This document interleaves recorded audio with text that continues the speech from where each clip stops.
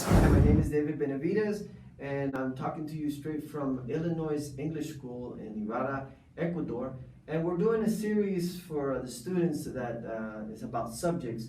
One of the subjects that the students were really interested in was the word love. And what came to mind as one of the teachings was the 5 expressions of love. A lot of people don't know that love is a language. Just like English, Spanish, it's just a matter of knowing how to talk to people and communicate. And that's what makes it a language. Scientists have figured out that there's 5 ways of expressing love. The number 1 way is words of affirmation. Words of affirmation means when someone lets someone know what that person means to them.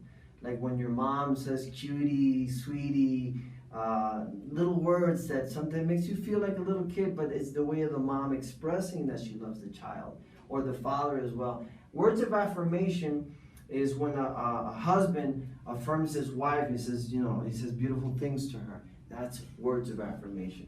Second is quality time. The resource that we have that's most of value for a human being is time. The time that you dedicate to your family, to your kids, to your grandmother, to your grandfather, because a lot of them are not going to be here in a couple of years. So it's the quality time that we spend, the time that you surrender to them to show them that you love them. The other one would be gifts.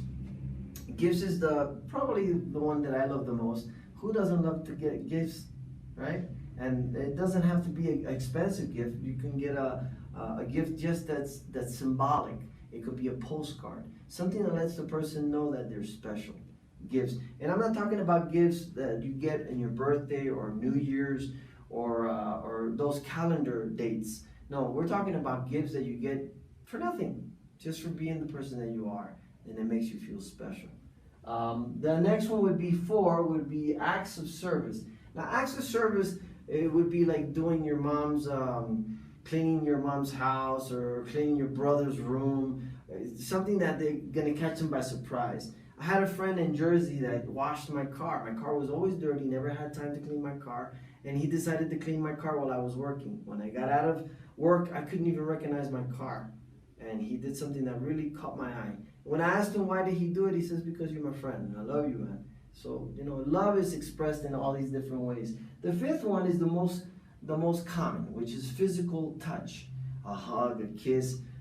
In the 1970s, a child was born that had a deficiency with the immune system, and when he was going to be born, the scientists said that he was going to die because he didn't have any defenses. They found a way to have him been born in a bubble. That's why he was called Bubble Boy. Bubble Boy. And this Bubble Boy in the 70s died at the age of 12 years old.